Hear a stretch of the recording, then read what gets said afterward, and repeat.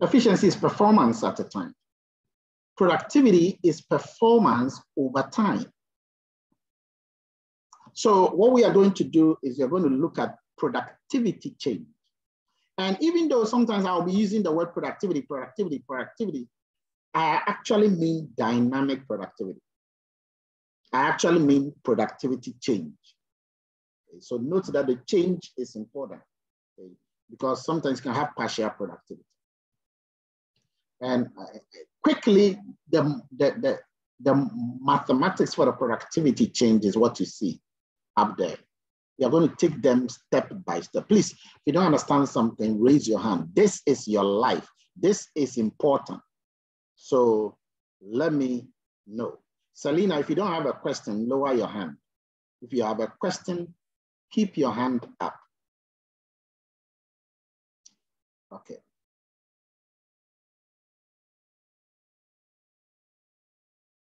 Selena, unmute yourself and ask your question you have.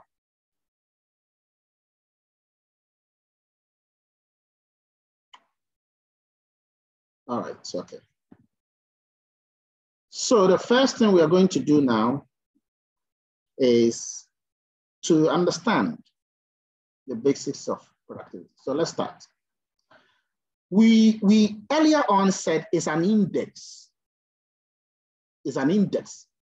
Malmquist Productivity Change Index. So I want to first of all just give a brief overview of what an index is. What is an index? An index is a tool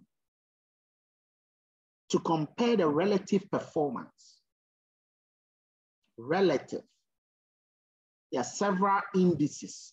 The word index, the plural can be indices or indexes. There's no problem with that. Indexes or indices. Example is a consumer price index, producer price index. Okay. Other indexes are Laspeyres, Paasche, Fisher, Törnqvist, and then the Malmquist index. It's a tool to compare the relative performance of anything. Now, the Malmquist Productivity Index is one of the indexes we just mentioned. It was named after Professor Malmquist. It's a bilateral index, which means it's dealing with two kinds of things, bilateral. And what are the things? The things could be time periods or individual firms or countries or economies. Two time periods or two individual firms or countries or economies. So the Malmquist Productivity Change Index is used to determine the productivity dynamics over two time periods. There are two versions that are based on DEA. Because right now you all know DEA already, so there are two versions that are based on DEA. The first one is known as the adjacent index. That's the one we'll treat. It was originally propounded by Fair, Groskov, Lindgren, and Roos in '92, and then expanded into variable returns to scale by Fair, Groskov, Norris, and Zahn. Now, you should note that the normal DEA was initially brought in by constant returns to scale into the constant return to scale environment by Chance, Cooper, and Rhodes. That's why we call it CCR. And then Banker, Chance, and Cooper brought it to variable returns to scale. We call it BCC. These two, CCR and BCC, they are all radial models. And so the Fair, Groskov, Lovell, Lindgren, and Roos, and then FGNZ, they are also going to be radial models. We are going to discuss their radial version. Now, that is not to say that there are not non-radial models there. There are non-radial models that are on efficiency, and there are non-radial models that are on productivity change. Take note. Now, the another version is of the DEA-based Malmquist is the base period index by Berg and his team. Okay. Now, what is the difference between the adjacent and the base period? Diana, are you able to tell us the difference between the two? Yes, Doc. So the adjacent index would look at the performance of the firms based on the adjacent periods. So we have like 2000 relative to 2001 in that order, or 2001 relative to 2002. So they always pick the adjacent periods to measure their productivity.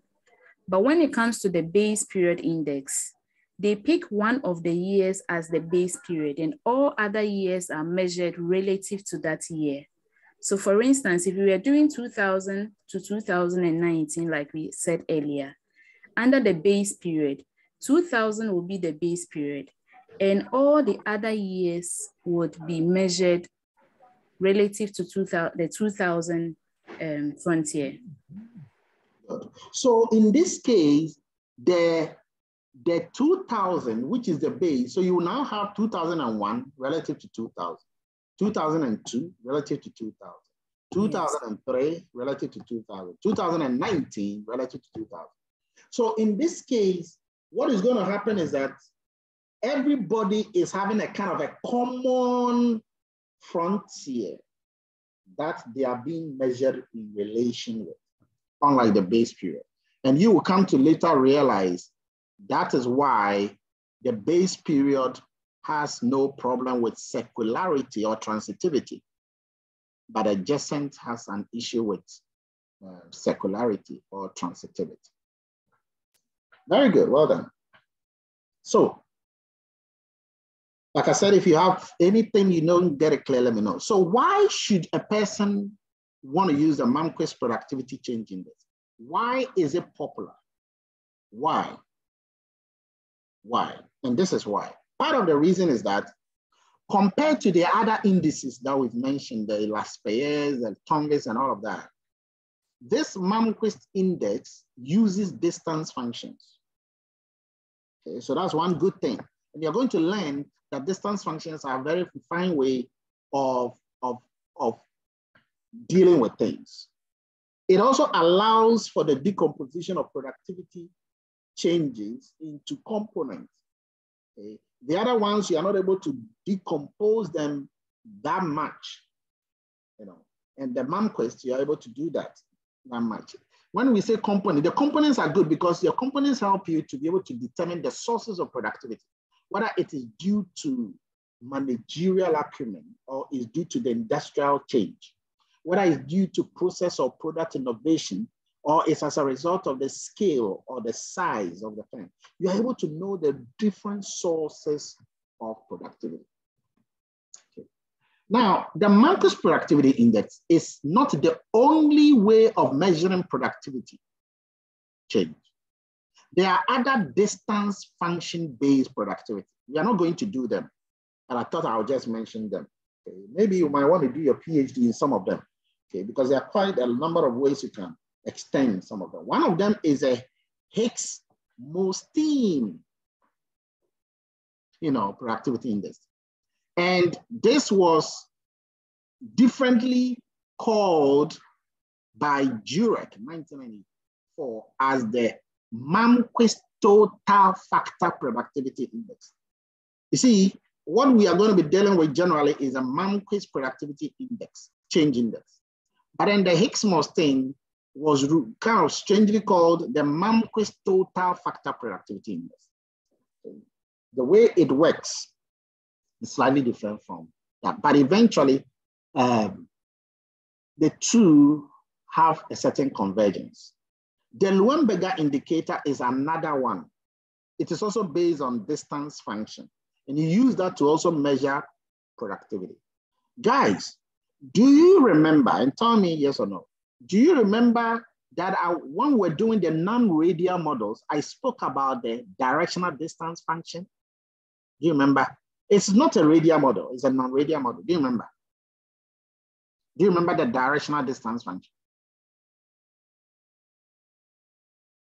Type yes if you do, because I want to be sure that you are with me. Yes or no? The directional distance function. Dan, are you there? Yes, Doc. Are they there? Yes, they are muted though.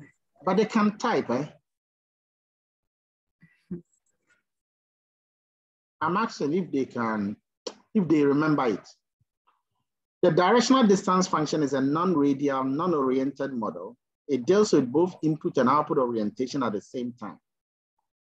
It is for efficiency analysis. Its productivity change analysis was renamed as Leuenberger productivity. Chambers has done a lot of good work on this. Chambers 96, 98, and all of that has done some good work. Okay, so have a look at that. All right. There are different graphs and different orientations that you are going to do. The first one is this graph that you see on your screen. This is an output-oriented graph. Why? Because you have a Y1 and a Y2, okay, that are being shown here. You have a Y1 and then you have a Y2. That is not the only graph that you can have. So just note that you can do productivity in this input and output graph. Okay. Another way you can do productivity is through this input-oriented graph. And once again, in this input-oriented graph, you will have, the reason why it is input-oriented is because you have the whole thing in an input situation. It's drawn in an isoquant sort of thing. You have an input possibility set, you might say, or an isoquant, with X1 and X2 being shown. This is one way you can demonstrate productivity and even NEA. Those of you who will be doing multi-directional, this is one way you can do it. You can draw it in an output graph or input graph. Another way of the graph that you can use to demonstrate productivity, which is good. This way is very good because it helps you to deal with several things, is input-output graph. Input-output graph. So you can see here that we have input on the x-axis and output on the y-axis. And then you have the graph here. Now, if you look at this graph here, the production function, the technology set T, is smooth. But we've already learned that life is not as smooth. And so when you look at this, okay, this second one, okay, it is another piecewise linear envelopment graph, okay, which is obviously dealing with a DEA. And in this graph, you can see clearly, of course, you have the outputs and then the inputs. Okay, the same way, you have the outputs and then the inputs. Okay. But if you look at it, this is a constant returns to scale graph, and we'll come to this. So this whole thing that you see here is a constant returns to scale graph. However, this whole thing is a variable. Of course, it's also output and input, input and output, input and output. Not all input or all output. And if you look at this, it's a variable returns to scale graph. No wonder the lines are not starting from the origin and they are piecewise. So this is a variable returns to scale graph, piecewise. So I just want you to know that there are different graphs. And my advice for you is that if you master how to do these different graphs, if you master them, you will now know the different extensions. You know that this is not possible. It can't deal with this. It can deal with this. And then you'll be able to handle each one of these situations like that. All right. So understand the graph. Okay. Don't stick to only output possibility set graph. Okay, the top one. Don't stick to only the isoquant or input graph. Don't stick with only the input-output graph. Okay. Get to know all of them because each one can demonstrate different things. So get to know them. All right. So I'm going to show you this data set, and we are going to use this data set to understand the dynamic productivity. But before we come to apply the data, so we need to have some bit of theoretical underpinnings. Okay. First of all, this data set, remember that we have used it for the efficiencies. I'm just going to focus on the part we used for the efficiency. And just to remind you of that part before we move on. So if you can remember, this is the part, okay, that we use when we're estimating the efficiency. This part here is what we use during the efficiency estimation. Okay, so I'm going to assume that this is the part we are dealing with now. In the efficiency, when we're estimating this for the efficiency, the way we did it for efficiency, not for productivity, for efficiency, how did we do that? First, we scatter plotted the data for those 5 DMUs. Okay, so we created a scatter plot for A, scatter plot for B, scatter plot for C, scatter plot for D, and then we did the same thing for E. And then we created the frontier. Okay, we created the frontier, okay, by using the minimum extrapolation principle. Created a frontier. We created a frontier for it using the best practice firms. And then we estimated the efficiency of each firm relative to the estimated frontier.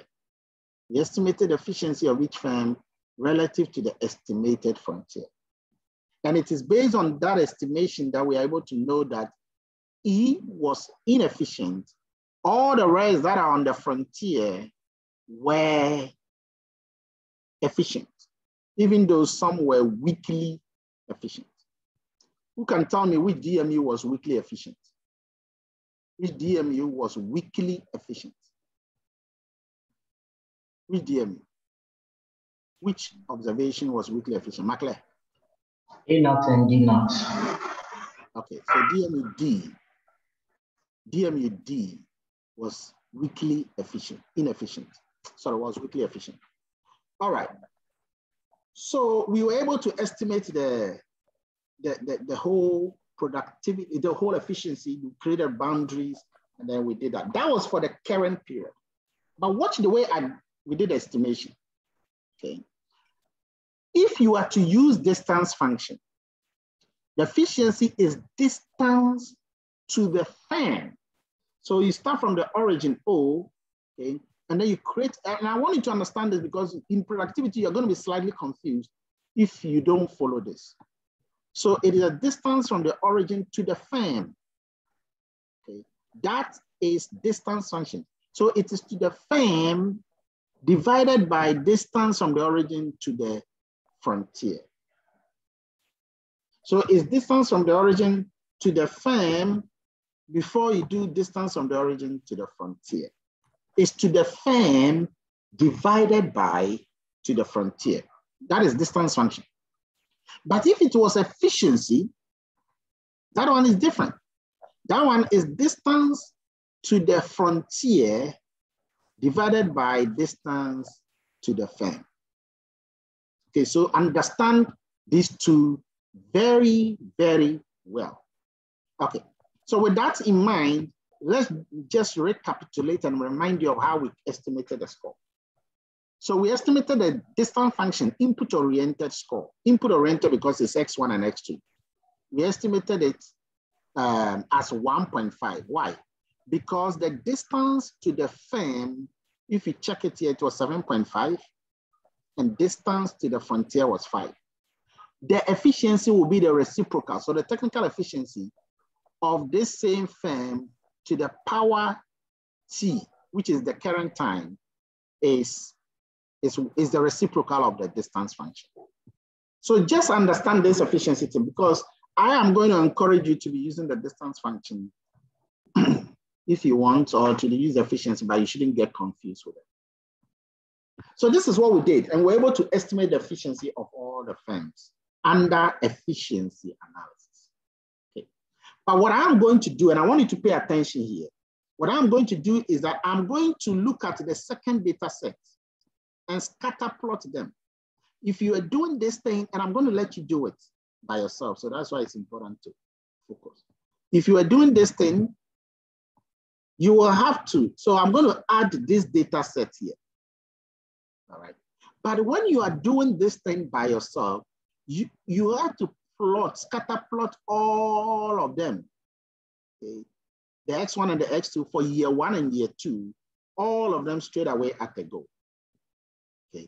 So you don't do year 1 and year, it's because I'm dealing with the same data set. That's how I'm saying. So you do all of them at a go. and then you scatterplot all of them again. When you scatterplot, you use the same principle of efficiency to draw the line. Okay, you draw the frontier. So this frontier you will draw is going to give you this frontier red line. Remember, the first one, the firms were in year 0. So that is why the frontier is known as F0. Okay, the frontier is known as F0. And you can clearly see that one written here. So the blue frontier is F0. The red frontier is F1 because the data was in 1.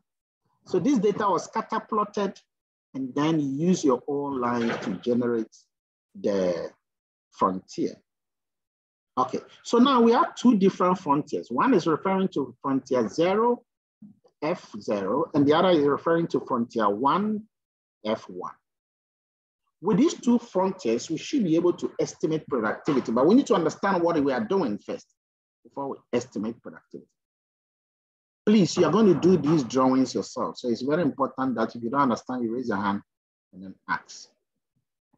So you have the frontiers. Now if you look at B1, you will notice that it is the same coordinates it's having with E1. Okay. In my case here, how do we know? Well, look at B1.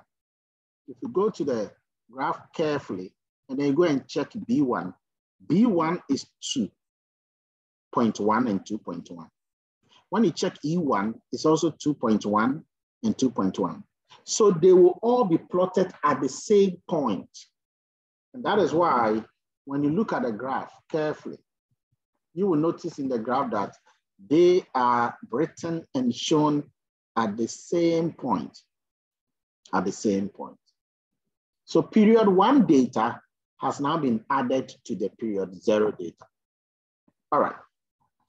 So if we want to say that what are the frontiers, then F0 and F1 depict the frontiers for period 0 and 1 respectively. And the same DMUs, just that now the DMUs are changing behavior or anything because of the time period. So time is a critical factor here in dynamic. That's why the word is dynamic. Dynamic means that time matters. Time matters. Each of the observations are observed in each of the time periods. In our case, because each of the observations are observed in each time period, the frontier is balanced, the data set is balanced. But if not, suppose you have 5 firms, but when we went to years 1, okay, from 0 to 1, the 5 firms have increased by 2, and we now have 7 firms. The sample will be said to be an unbalanced sample. An unbalanced sample.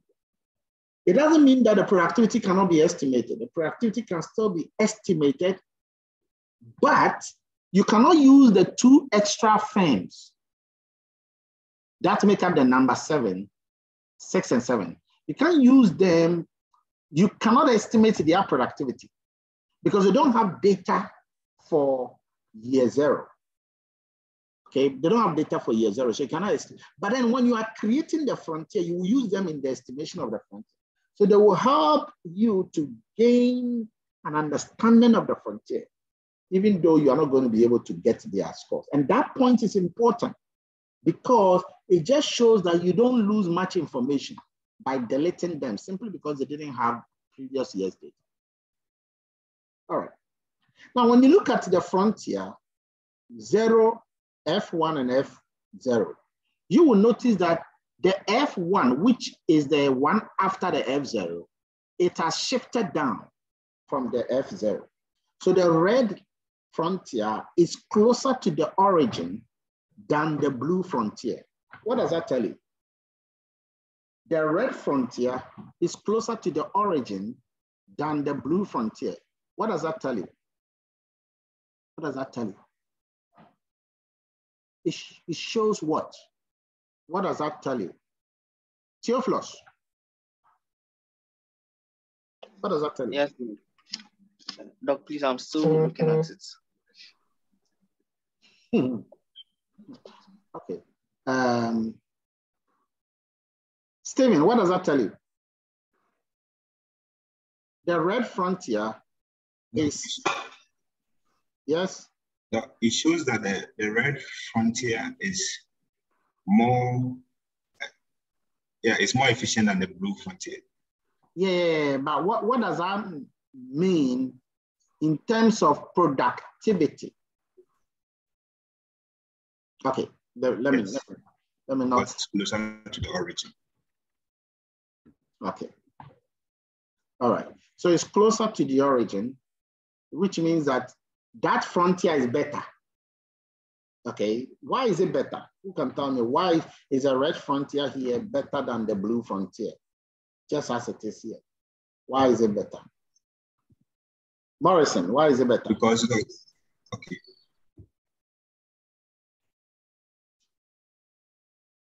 Yeah, because? No, because it's using fewer inputs to achieve the same output. Good. How do you know that it's using fewer inputs to achieve the same? Compared to the blue, how do you know it's using fewer inputs? Look, when we read from the map, from the graph, you can see that as it's approaching the origin, the number of inputs keeps reducing, but the output will be the same since it's normalized. Good. Well, it's good. I'm not too much even interested in the output. I'm more interested in the fact that the inputs are coming down. All right, thank you. Now, we also said that it is not Hicks neutral. The frontiers, F0 and F1, they are not Hicks neutral. What does that mean? It's not Hicks neutral. What does that mean? The frontier is not Hicks neutral. What does that mean? Celine, are you there? The frontier is not Hicks neutral. Yes, sir. What does that mean? Like, it can mean that it cannot be used as a benchmark for the other. Let me go to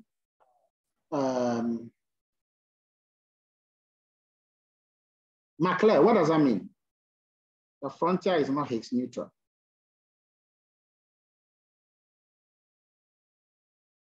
McClare. So, mean that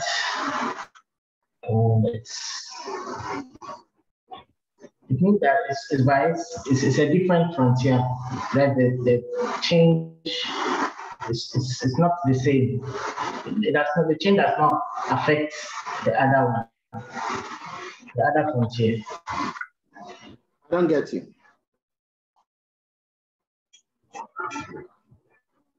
I don't get you. That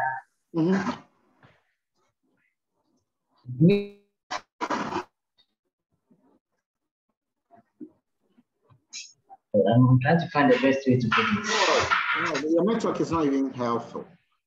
So Diana, can you explain it to us?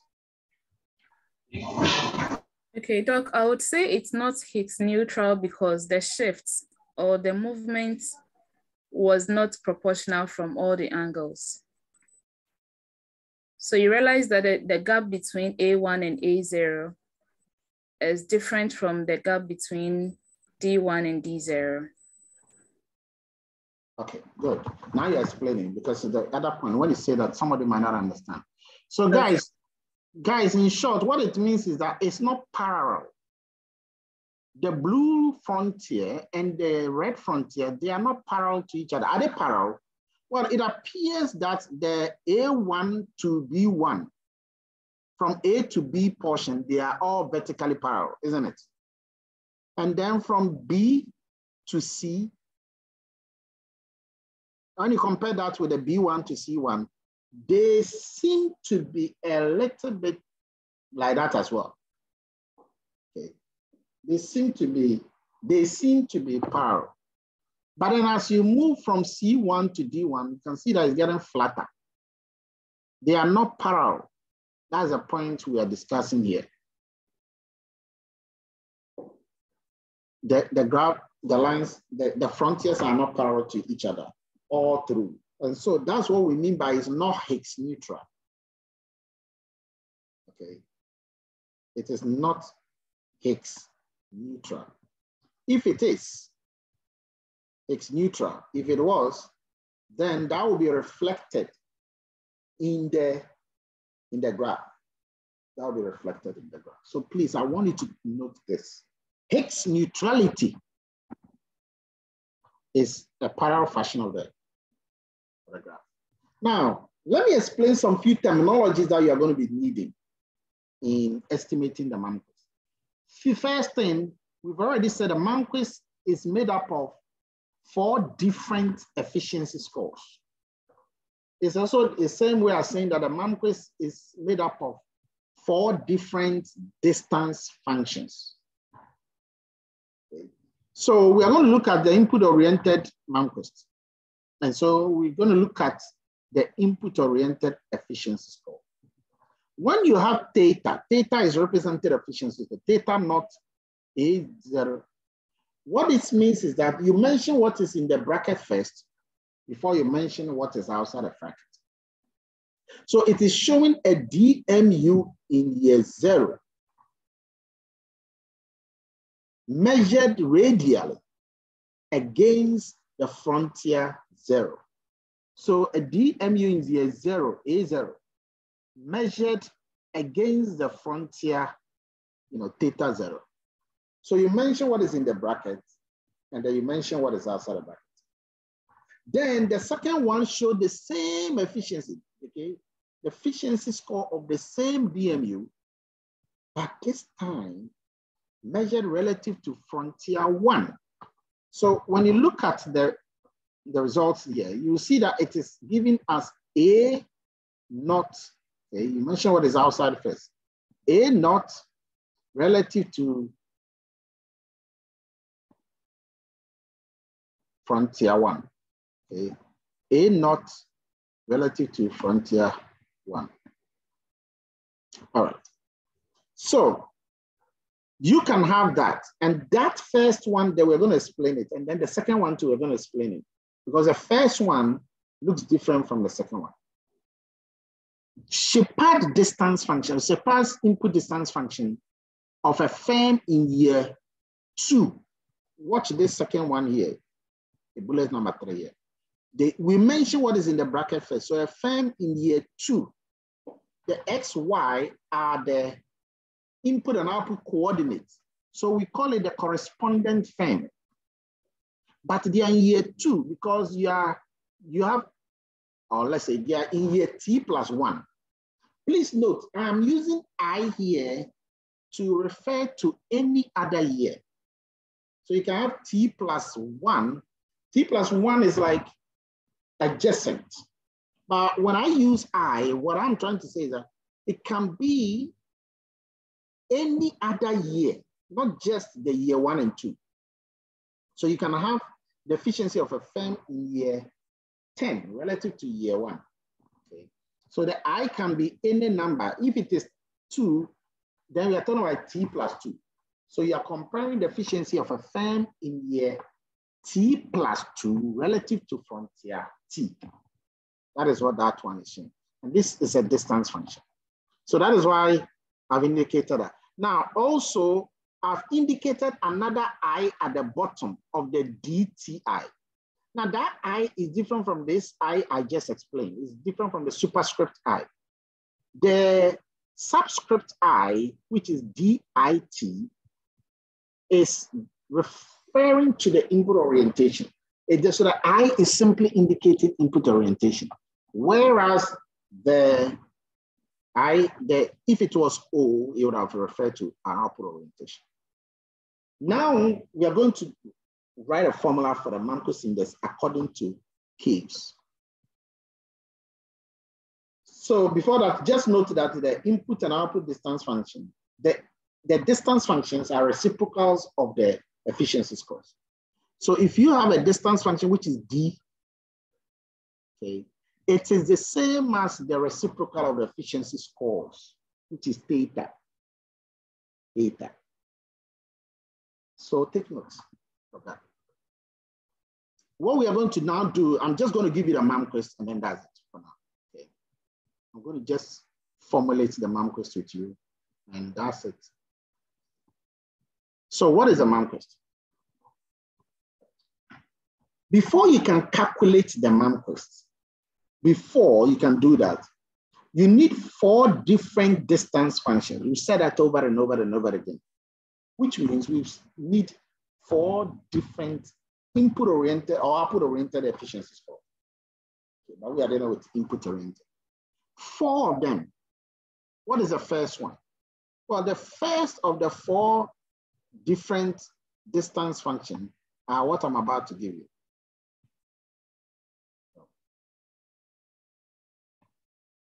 The 4. Okay. The first one that you need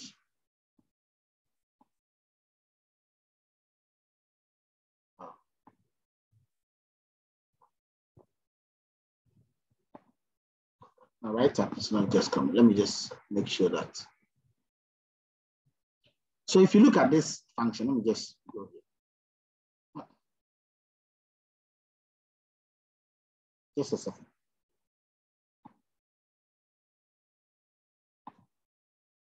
When you go, anyway, you guys can see it. Let me just use this one to show you, because I'm not able to get a right pointer.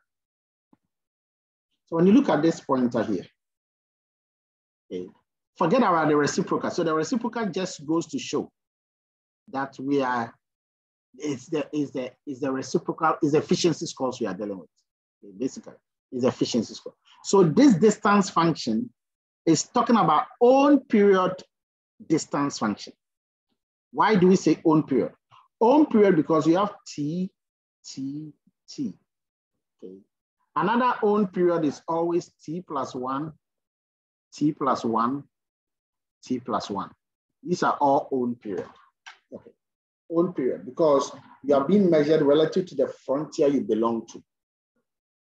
This is also being formulated. And the formulation is minimizing the theta, which of course is in year T. All of them are in year T. Okay. Minimizing the theta, but the theta is a frontier. Okay. Theta T is a frontier. Okay. And the theta is made up of X and Y in year T. And you are minimizing with the intention of getting the lambda and then getting the theta. Remember, these are the decision variables. The decision variables of the objective function. What is objective function is the theta. The theta is objective function, but it also happens to be the decision variable in this case. So this answer you are going to get will give you the reciprocal of the distance function, which is the efficiency score. Minimize that theta subject to this constraint. Okay. This first constraint means that the weighted sum of the input of all other firms is less than or equal to the input of the DMU under consideration. What helps you to know that this is an input orientation is that the theta has been multiplied by the input. So that shows that it's an input orientation. If the theta, or in this case, phi, was multiplied by the output, then we are dealing with an output orientation. And you can see that the input orientation is having less than or equal to sign, whereas the output orientation is having greater than or equal to sign. Now, the input orientation has input, and the input number from 1 to M. The output orientation has outputs numbering R to S. DEA, watch carefully where the superscript T are. The T are attached to the output and the input. Okay. You see that they are not given to by the lambda. The lambdas have not been given the output. It is they are not being given the superscript, but then it is the input and output that have been given the superscript. There is a constraint known as a convexity constraint, which you have here, is a VRS constraint. And then there's finally the non-negativity constraint. What I want you to do is to try formulate. So I've done it for T, okay, for the top part here. I've done it for it.